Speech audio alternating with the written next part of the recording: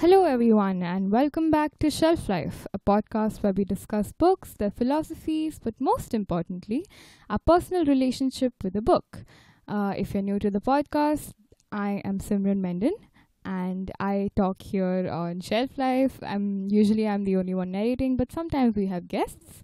And I usually just talk about books that I've loved, books that I've read, books that have left some kind of impact on my life, and also we talk about how those books personally affected our stories and our life stories and everything that we went through. So we discuss books, but with specific relationship to our life. Anyway, moving on. We had some amazing feedback come in our way for our last episode on Gone Girl, which was with Saachi, my sister. And we had a lot of you texting us saying that you really loved the conversation, you loved the way that we talked about the book and just the conflicting opinions that we had. I was really proud of that episode. We had a lot of fun shooting it. And a lot of you had agreed that, Amy Dunn was not a manic pixie dream girl, but she was trying to be a manic pixie dream girl, and that relationships perhaps should really not be the way that it was shown to be. A lot of you sent in some very interesting feedback, and we're very, very thankful for that. Please keep sending in your comments, everything that you think about the episode, anything you want to say at all. Please send it in, and we will definitely find a way to incorporate it in the coming episodes. If it's criticism as well, we welcome it. Don't encourage it, but it's all right. We will take it in good stride. Moving on, let's talk about our book for this week. As I announced, the book for this week is Lolita by Vladimir Nabokov. Now, whenever someone brings up this book, the response usually is like a gasp. Or like a murmur, because you don't really know how to approach this book, do you? None of us really know how to approach this book. I've read the book and I still don't know how to approach it, and that's precisely what we're going to be talking about. But before we get into it, let me just tell you a little bit more about the book. Lolita was published in 1955. It is a book about not a girl. I would say it's a book that is narrated by a man, a middle-aged man, a European who is traveling in America, and he meets a girl, a 12-year-old child, and grows insanely obsessed with her. So the book is essentially about his obsession and the consequences of that obsession, and just the many, many lives that get embroiled in that chaos. It's a book that has been appreciated and considered a classic and been revered by critics and, people alike for years now. It's a very scandalous novel, obviously, because it deals with the concept of, it deals with a lot of concepts. Let's not restrict it to just pedophilia. It deals with incest, with rape, with insanity, with murder, violence, perversion, a lot of things. But even, keeping that in mind, in spite of all of that, the book is regarded as a classic. It is regarded as one of the finest pieces of literature. And we can argue all day about whether it is morally correct to call a book like this, of this nature, a classic, and to hold it in such high regard. But let's not get into that. That's a conversation we're going to have with ourselves, right? The themes that I would like to bring out here, that I would want to talk to you about today, the first one that I'll get into is something that we at Shelf Life here, and if you've been a fan of the podcast, if you've been listening to all the episodes, a shout out to you. Also, if you've been listening in on every episode, you would know that what I'm going to talk about now, we have discussed before, and it's something that I think we as book readers will keep coming back to. I'm talking about imagination. In our episode on Cobalt Blue, we started with this exercise in imagination, if you remember. If you haven't heard that episode, you can check it out.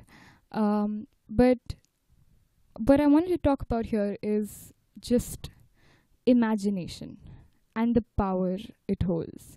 Imagination in all its glory and mystery and depravity, just simple imagination. What does it mean to you? What does that word mean to you? When you're lying in bed or when you're on your way to work, whatever you're doing, you are thinking of something. You are imagining a world. You are imagining yourself in a different world, maybe. You're imagining someone belongs to you, something belongs to you. You're imagining a lot of things. And that, where do you draw the line between what is real and what is not? How do you make the boundaries of your own reality? And I felt that that's something that really comes out well in Lolita, and I think that's the main premise of the book almost, that how do you define your reality and what is right and what is real. So the obsession that this man has with this child is obviously wrong. It is imaginary. I mean, he paints her as this nymphet, as he calls her. He paints her as this beautiful little delicate thing that he needs to deflower or whatever. He paints that picture of her as a very precocious young girl, but we know, in fact, the reality might actually be a lot different. The reality is just that she is a child. She is a child living with her mother, and this man has just come into her life, and just the circumstances are so strange, but we understand that reality. And the protagonist of the story, who is the narrator of the story, we are listening to the story through his point of view. He doesn't get that. For him, his imagination is his reality. For him, everything that he conjures up in his mind is real. So this is interesting because this is something that books do. This is something that art allows you to do. It allows you to make imagination reality. And when we read books, we are essentially reading someone's imagination. We are thinking about what they wanted you to think about.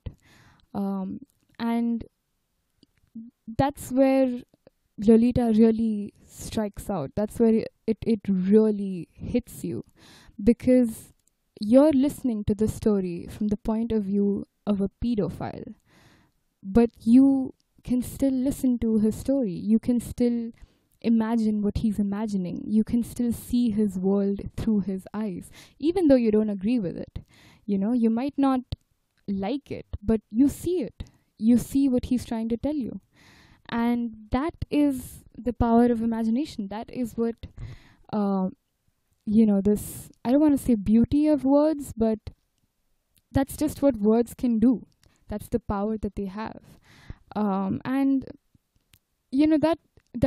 that string with imagination, I want to pull it a little further and get you to answer this question for me. If you can answer it in the comments if you want, or you can, directly message us and tell us. But if you've read the book, and as I've mentioned before, the book is entirely this man's perspective. So he is narrating everything. He is narrating his obsession with this little child. And you never really get to hear her side of the story at all. I mean, there's no mention of it. The child is named Dolores Hayes. That's all we know of her. She lives with her mother, and she is just a young girl. And this man comes into her life, and he preys on her. He renames her, gives her a new identity. He calls her Lolita. He's the only one in the world who calls her that. So he essentially he imagines an entire world for her.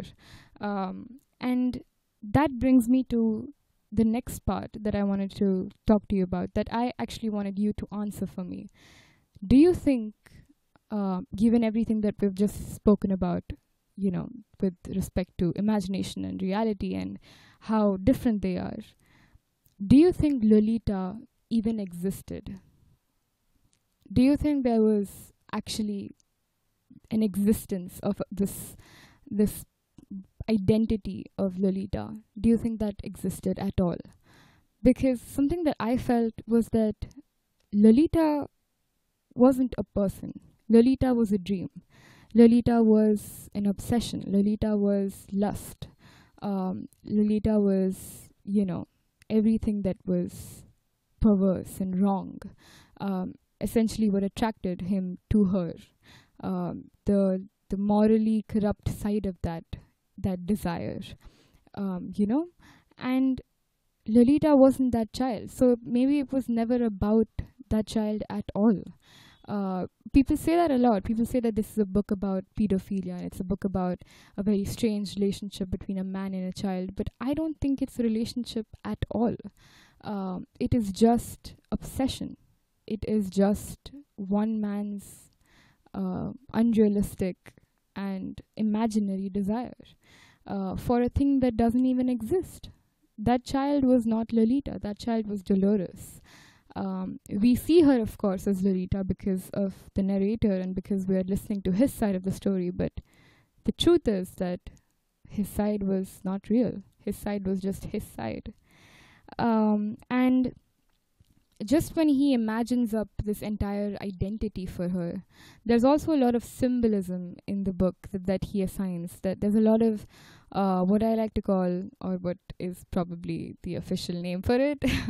I'm sorry about that, but it's something called transference, or basically just symbolism, if you want to think about it, which means that you assign meaning to certain symbols, some deeper meanings to certain symbols, and that essentially means that what I'm trying to tell you is that that this man is after something that does not exist. You know that Lolita doesn't exist, and that it is just a figment of his imagination and his desire, because that desire transcends to a lot of other things in his life and in his world. By that I mean, let me give you an example. So in the book we are told, and we are shown that the protagonist, the man, is very interested in butterflies. He has a love for butterflies, and he does it very meticulously. He studies them, he captures them, he very delicately handles them, but in the end he does capture them, and he preys on them, even if it is just to study them. And that idea, that butterfly, is actually a symbol for his desire for Lolita as well. Lolita is this delicate, fragile little thing that he needs to prey on, and he needs to acquire. He needs to feed off of, to fill some kind of void in his own soul. So that's something that I really wanted you to think about, whether Lolita actually existed or not. And where that leaves you as the reader of this book, and what are you actually reading? Are you reading something real? Are you reading just a cooked up story someone had in their mind? What are you reading, right? Let's move on to another not unusual, I mean, I think this is probably one of the more common, one of the more normal aspects of the book. What I'm talking about is that this book has a really good job. It does a really good job of perpetuating this chronic illness of the male fantasy, and how it corresponds with the myth that is related to the female identity. Again, connecting this back to the existence of Lolita. and the fact that the book is completely narrated by this obsessed, insane man. Um, it shows us how throughout literature, right, this has happened through years and years of storytelling. There have been so many men who have written about how they were obsessed with this one woman, and that woman is usually has no identity, is completely unattainable, cannot be acquired in a sense at all, and has nothing that can be acquired. She doesn't essentially have a personality or an identity. She is just she is synonymous with desire. That's all it is. It is just plain desire. There is nothing more to it. There is no human quality to it. And I was trying to think of what books I could think about where there was a man who was chronically obsessed with a female character, and one book that I really liked and that I can think about right now is Wuthering Heights by Charlotte Bronte. If you've read it, I'm sure you have. It's a famous book. So that book obviously also writes about how there's a man who has been in love with this woman for his whole entire life. He is obsessed with her, and it literally drives him insane. But I feel like the difference between that book and this is that the obsession there is more tenderness to it. There is some sort of sympathy for it, for the obsession, for the desire. There is some sort of human-like quality to the desire. Here in Lolita, it is just evil. There is no other name for it. There is no different side to it. It is pure evil. And that's what I felt when I read the book. And, that was my strongest memory. One of my strongest memories of the book was that there is no doubting this. There is no second guessing if this narrative can be accepted or not. It can't. But the idea that the man who has written this novel is trying so hard for you to see it, just see the world that this depraved man has imagined in his head, just to see it. You don't have to sympathize with it, you don't have to understand it, but you just have to see it. And that is such a brilliant thing to accomplish for a writer and for just anybody who, creates any kind of art. If you can get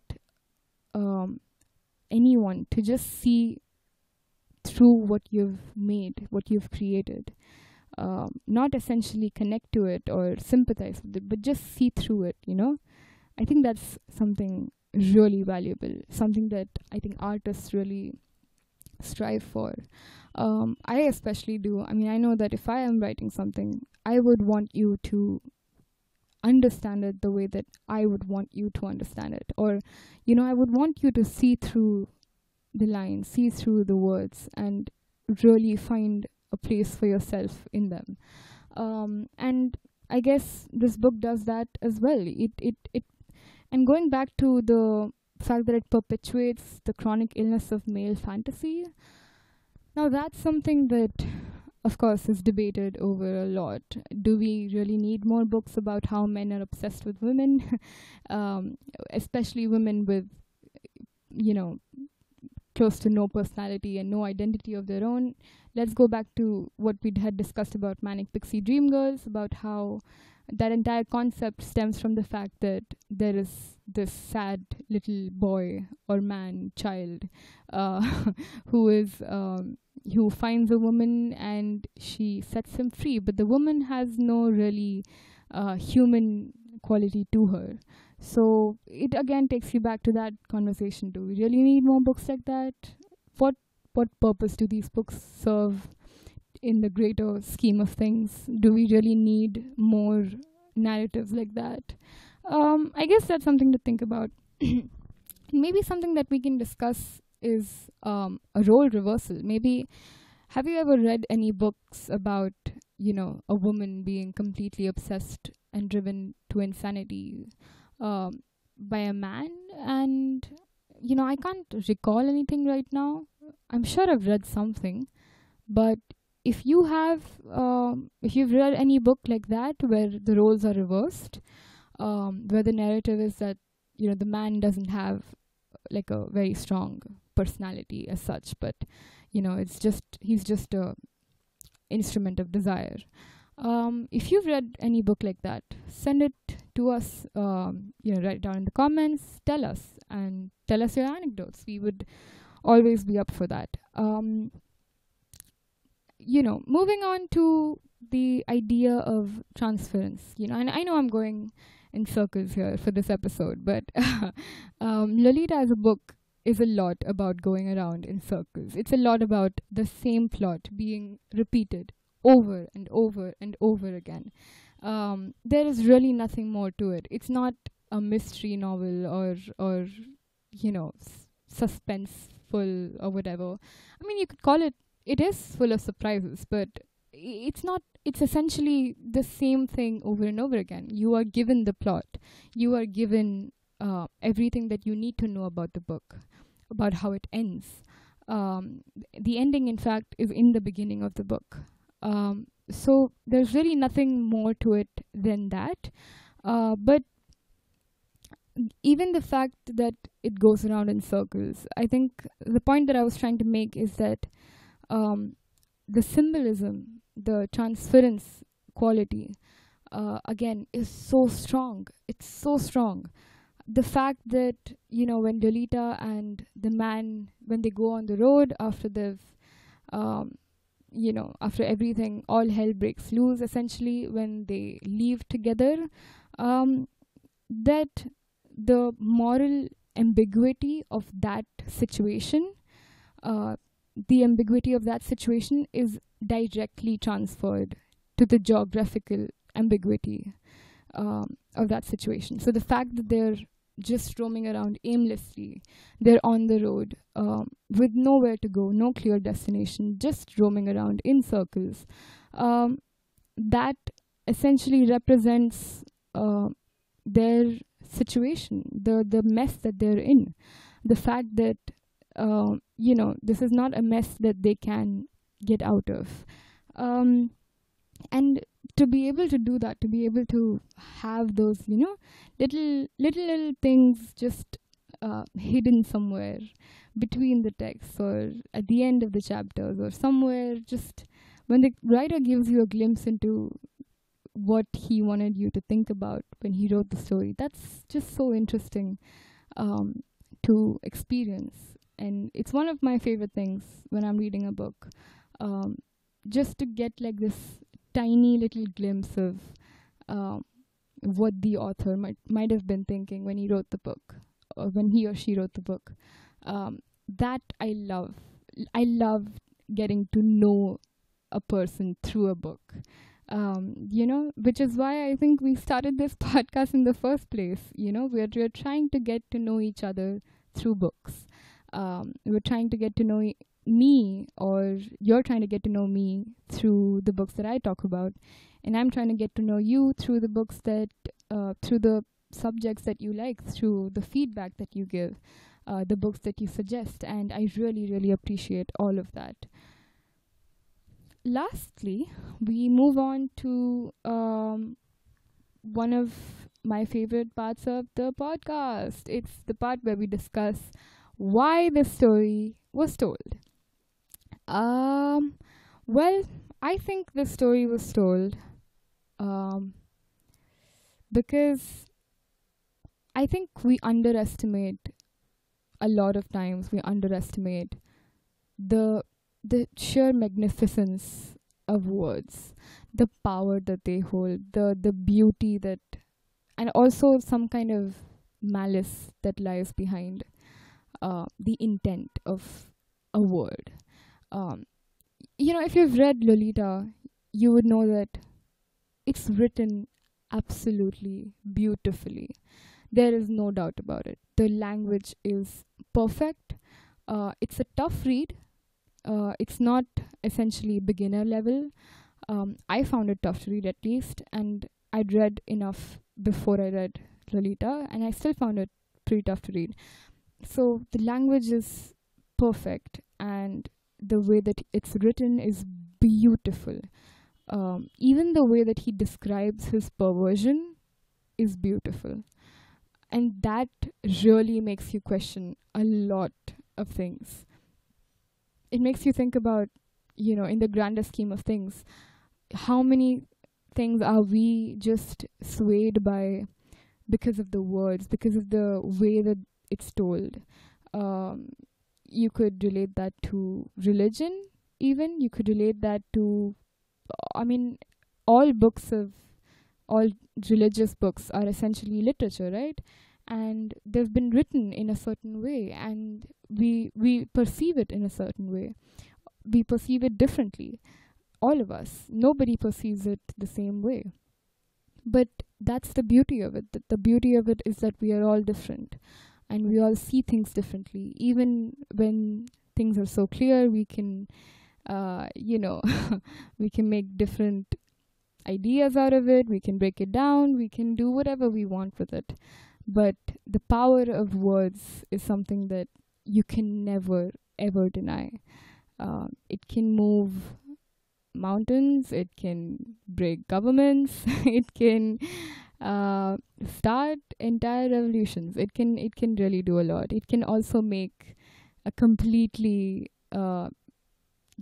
tragic and scandalous book look like a piece of classic love story literature. I'm talking about Lolita here. So it can really push you to test what you believe in and what you think is wrong or right or acceptable or not acceptable. So I think you should read Lolita just for that, just to know where your boundaries are, just to know where your line is, what you perceive as imagination and how it interferes with your reality, just to test yourself. Go ahead, test yourself. See if you can get through the barrier of the language, the how tough it is and everything. I think you can. I'm confident that you will.